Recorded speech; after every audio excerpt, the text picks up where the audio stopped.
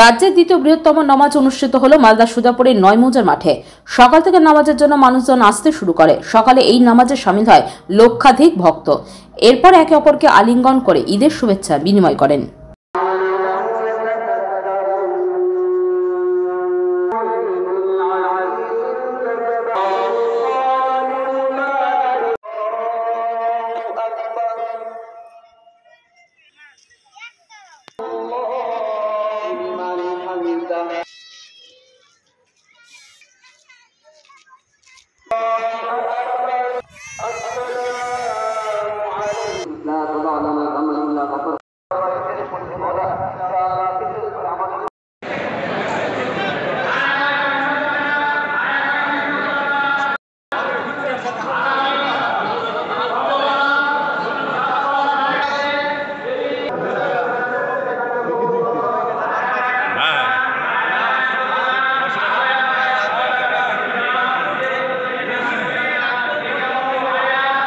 ঈদ মিলনের ঈদ।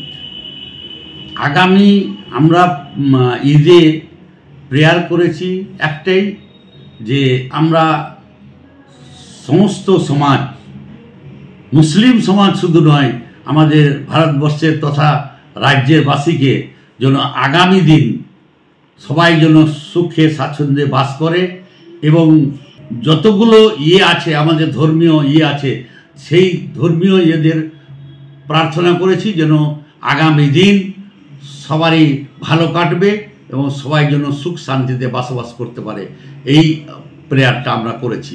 আমাদের নয়মৌজা ঈদগাহ কমিটি মোটামুটি 1 লাখের উপরে সেখানে নামাজ পড়ে এবং পশ্চিমবঙ্গের মধ্যে দ্বিতীয়, কারণ কলকাতা রেড রোড, তারপরেই হচ্ছে দ্বিতীয় স্থান হচ্ছে আমাদের সুজাপুর নয়মৌজা ঈদগাহ কমিটি।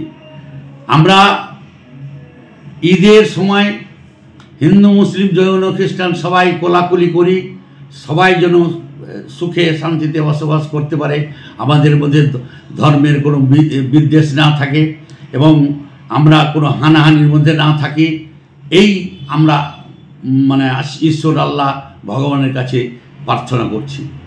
পাথর ছাড়াই প্রতিকার সম্ভব। মালদার প্রাচীনতম ভৃগু বংশ জ্যোতিষী পণ্ডিত এস শাস্ত্রী।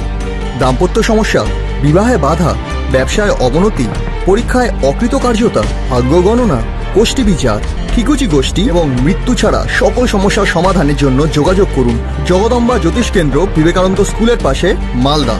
মোবাইল 09730278332 অথবা 09332056956।